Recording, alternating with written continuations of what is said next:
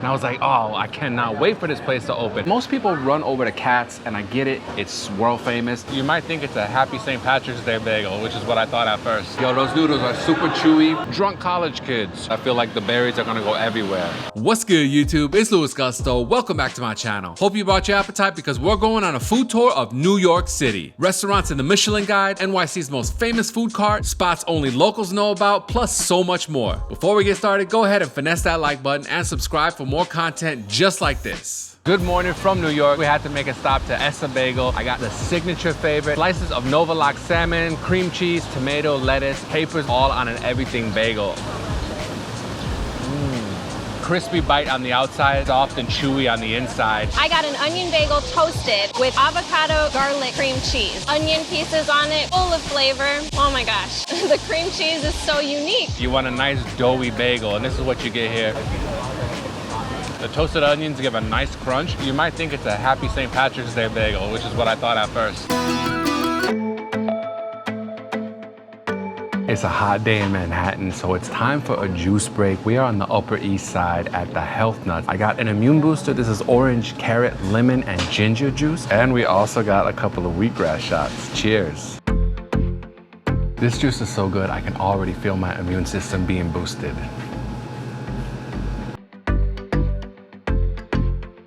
Larissa and I are huge fans of ramen. We've had some of the best bowls that Chicago has to offer. Now we're in New York City, in Midtown Manhattan, to try Tonchin, which started off in 1992 in Tokyo. What they really focus on is making the broth, the noodles, and all the ramen toppings from scratch every single day. This is my first official bowl of ramen outside of Chicago. First thing I always do is try that broth.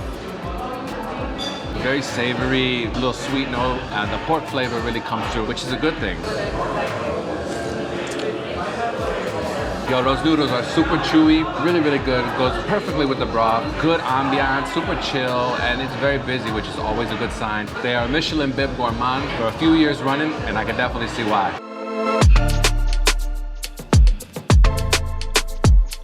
It is of supreme importance that when you're on the road, you take some time to eat healthy. We stopped at Playa Bowls in Urban Space, NYC, right next to Grand Central Station. This is an acai bowl with granola, strawberries, blueberries, acai pure energy smoothie. Very refreshing. I don't even want to dig into this because I feel like the berries are going to go everywhere, but I guess we should. Ooh, look at that nice spoonful. That is scrumptious. Crunchy granola, hearty blueberry, sweetness of the honey, different textures and flavors. Perfect energizer for the rest of the afternoon.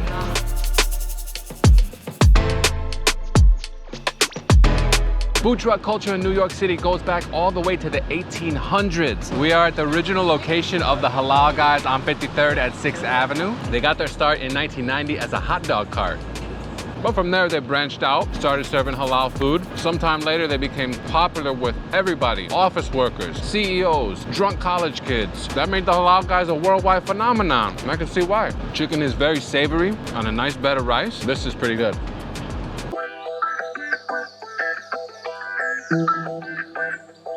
All right, so we just wrapped up omakase at Sushi Kai here in the East Village. Man, that was good. We had wagyu, eel, salmon, tuna, uni, hamachi. I could really go on and on and on. Huge shout out to Sarah for the recommendation. This place was straight fire. What I really like about it is super high quality sushi. Trust me, I know, but you're not exactly breaking the bank to enjoy that omakase here. I'm not gonna say that it's affordable, but you get what you pay for, if you know what I mean. So definitely highly recommend this place.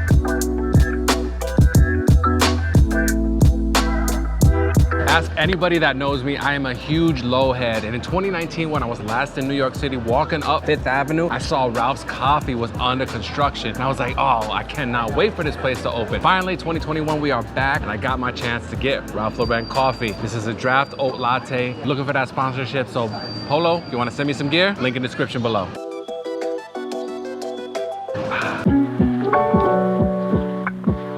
One of the major things that I personally associate with New York City is Jewish delis. Most people run over to Katz, and I get it, it's world famous, but I wanted something that a local would go to themselves. So I asked my buddy John, and he told me to come to Sarge's. They've been around since 1964, right here in Midtown, Murray Hill. They cure all their meat on premises. They are a quintessential New York Jewish deli. They give you free pickles and coleslaw as soon as you sit. What we have here is the number 3 sandwich. This is coleslaw, Russian dressing, corned beef, and pastrami. This is enough for 2 people. We just ordered 1 sandwich. Look at that amount of meat. This is a huge, huge stack. I don't know how I'm gonna get this, but that is absolutely incredible. Exactly what you're looking for with a pastrami and corned beef sandwich. Enough said. Chelsea Market is one of New York's most famous food halls. With so many options, it was really tough to decide, but we settled on Lobster Place Seafood. The lobster roll was phenomenal, with flavorful chunks of lobster meat mixed with a delicious and creamy sauce. Speaking of creamy, the New England clam chowder made us feel like we were on the Atlantic coast. After our meal, we went downstairs to Tea and Milk to get a strawberry lychee green tea and a strawberry black tea, both with boba. Everything was incredible, and we can't wait to go back to Chelsea Market.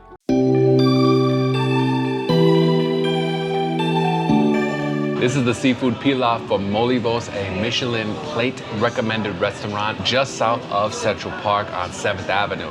In the seafood pilaf, there's shrimp, calamari, orzo, feta cheese, and various herbs. Looks delicious. And it is delicious. The orzo and the calamari are both chewy, but the textures are slightly different. It's really nice. The flavors are dancing and playing. We also have a side of pita bread with olive oil to dip it in. This is a giant block of feta. Here's my Greek village salad. It's got feta and see some capers, red onions, tomatoes. Let's try it. This salad is nice and fresh, great flavor with the herbs in there. The feta cheese isn't very salty, so it's a nice complement, extra flavor. And then the vinaigrette is great too.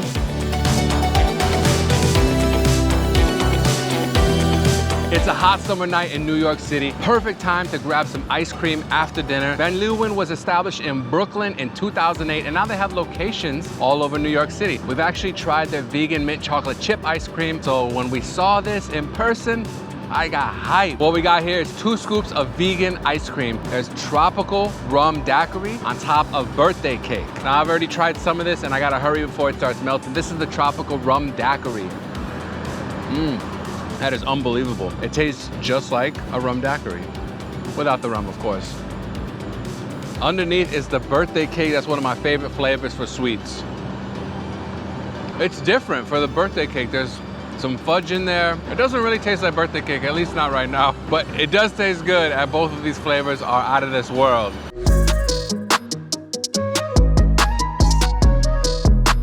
We are at Annabelle Basin in Long Island City, right on the East River. I got me a nice draft beer. You come for the views, not the drinks. I mean, have you seen a better view of Manhattan? This is as close as you can get from across the water. We have the East River right here. We have Roosevelt Island in between. It's just like awesome to just hang out and like drink cheap drinks, you know? Cash only, by the way. Oh, that's true. Yeah. And these same drinks, this cider and this beer, would be 4 times as much right on the other side of the river, and you wouldn't get that view. Exactly, exactly. Of course, you know, we couldn't leave New York pizza off of this food tour, so here we are at New York Pizza Suprema, close to Penn Station and Madison Square Garden, and we got us 4 slices of pizza. You pick the slices you want, they throw them in the oven for a few minutes, you get them, and we're ready to chow down on this great pizza. I'm gonna make sure I fold this slice in half. Excellent pizza. You know I gotta get my New York slice of pizza. This one here is the margarita. Gotta check out what's on this pizza. We got fresh mozzarella, house-made pomodoro sauce, pecorino romano sprinkled on top with some basil and fresh tomatoes. This pizza is fresh out the oven. I love the cheese, that fresh tomato, just great flavor. If you want NYC brewery recommendations, check out Torch and Crown in Manhattan and Finback in Park Slope, Brooklyn. at the Walker Hotel in the Tribeca neighborhood of Lower Manhattan. There's a restaurant right in the lobby, a couple of little bites, and then we're gonna head up to the rooftop bar. Walker cheeseburger looks delicious. Wow, that's really good. So we got that Swiss cheese on there, so there's some cucumbers. I think there's an onion aioli or something like that in here. This is a surprise. It tastes a lot better than it looks. Time to try the shaved Brussels sprout salad, pecorino romano in there, and some hazelnuts.